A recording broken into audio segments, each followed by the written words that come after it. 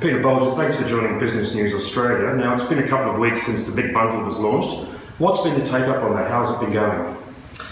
It's quite early on. It's a bundle on our 3A network service, and 3A is a very aggressive and innovative company to deal with. So having done that deal with 3A, what we're seeing is a lift overall with 3A. But the big bundle is just starting to cut through. The marketing activity is about to launch. So I think we'll probably see the results more in the next few weeks than rather the last couple of weeks. What sort of split are you expecting between, say, recreation, the so-called grey nomads, mining, farming? What sort of ratio do you expect from those particular markets?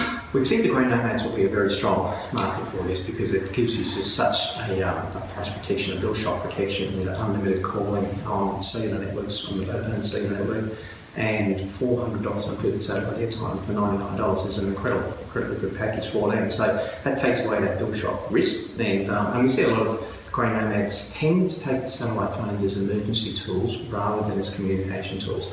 So we hope to really break that out. Keep in contact with the family, keep in contact regularly because you've got plenty of bundle inclusions.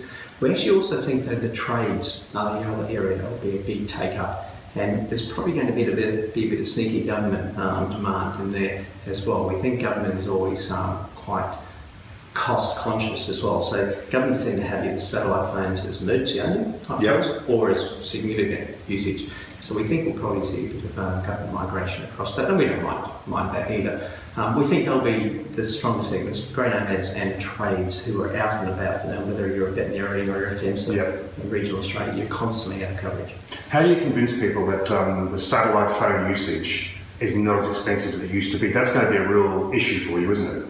Yeah, it is, and that's one of the reasons why we've launched the big bundle as we've done that. So traditionally, satellite calling on our best plans is usually around about $1 a minute. We've got some that are a bit less than that as well, but $1 is a good benchmark. And we've always been a bit of a price setter in that sense. We've always understood that the paradigm around satellite calling or very, very expensive calls that don't make calls is stuck in people's minds. So we needed to break that $1 barrier initially. But now we've kept the price at $1 inside the bundle, so we haven't inflated the price to actually allow us to put a big bundle in there. We've just done a very, very good deal with Thrive. And for $79, the satellite component, if you took it standalone, you get $400 of satellite included airtime, and you still pay your satellite calling rate at $1 a minute. And that's exactly the same rates that are being charged on those old cap planes. Remember those mobile cap planes? Yeah. So we really pitched it to be exactly like that. So people ended up not caring about the rate per minute. It was 99 cents per minute. They stopped caring about that and focused on how much was included in their bundle. So we think by bringing this as a direct comparison to the old cellular model, we think that will actually be the thing that really gets the cut through. And this deal with Thrive, how long did it take to put together, and what's involved with that? Well, it took about 6 months to do the negotiations around this, and this has not been done before by any of the large mobile satellite companies in the world. So it took a lot of convincing that it's actually in their better interest and our interest. What we have in the industry is this thing called ARPU, is how many revenue you get per user. And for a satellite phone user, it just really keeps it as an emergency phone. Surprisingly, the revenue is actually quite low. It's actually a lot lower than you get on a mobile phone user.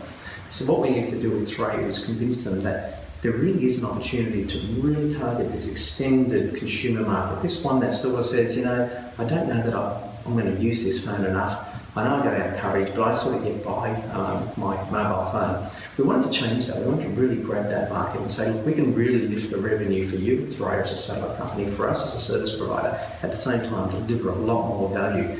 Most of the mobile satellite operators themselves have got spare capacity in space. The capacity there, if it's not used, it's lost. So it's in their interest to use it as well. Drive demand if they can, and particularly with the Thrive satellite. In this part of the world, it's a new satellite, relatively new satellite, just a few years old, and there's a lot of capacity on that satellite. So this is, for them, also a test market. If this is successful here, we expect to see them take this model to other markets around the world as well. You spoke about a marketing plan kicking in very soon. What do you plan to do with that? The first part of the marketing plan will be very much driven by online and print. So get out there early with the online print program. We've got development happening now around a television commercial.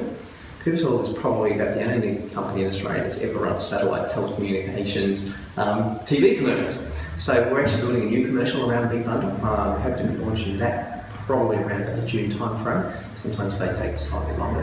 That will be run predominantly on pay television. Pay television is quite strong actually in regional Australia, and allows us to also target our audience. So we're able to sort of, on pay television, more selectively say, well, who are the people who are likely to be travelling, whether they're for recreational purposes or they might be for the lifestyle shows, for the grey nomads, or specifically it could be some more niche industries. We target that through pay TV. And generally we get very, very strong web-based results out of that. So then we go back, we look at the web traffic, because today the predominant way you do advertising is to drive people to your website to get more information, so we see that response. And what do you have any sort of idea of numbers in terms of how many people you expect to take up this plan and other plans in the future? Do you have targets for that? What are they? Yeah, so we're talking in the satellite communications arena now, so we're not cellular, and 99% of people are covered where they live, so 1% aren't. So we target that 1% of the market, and we also target those who are travelling more extensively, but it's a niche. We would hope to see our sales on the Thuraya service double.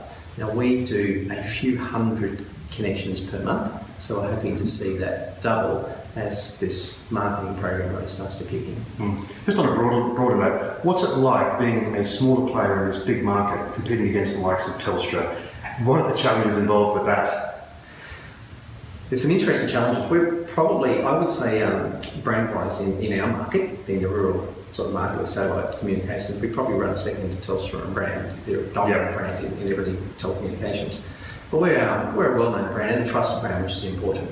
One of the things that Pivotel is recognised for, which is what we're very proud of, is that we take a different approach. That bundle is really about delivering customer value and doing something that people haven't done. We also have a network. Now, nearly every reseller of satellite communication solutions is a pure reseller. There's no infrastructure. All they really have is a billing system, and they rebuild.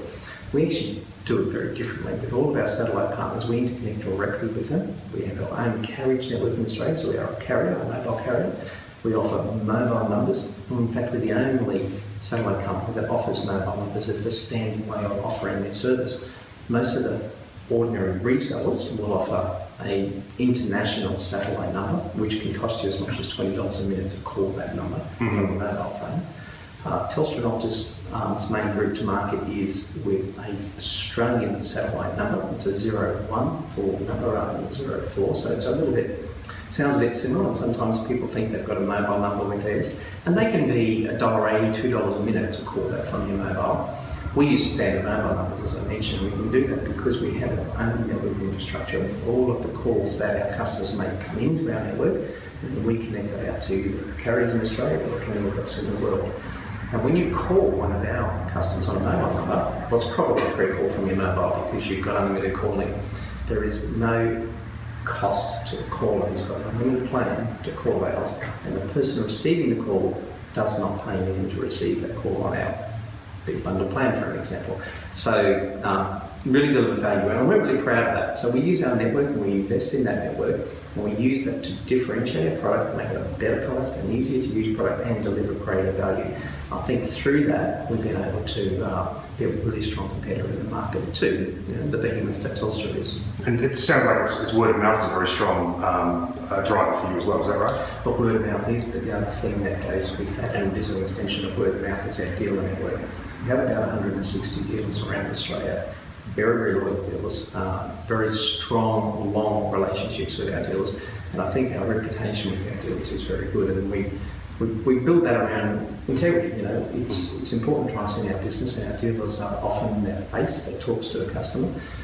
They're local in their communities, they're trusted, and they need to work with a partner that they can trust because their reputation's at stake as well. So we really put a lot of emphasis around supporting our dealers, and I think we're recognised for that.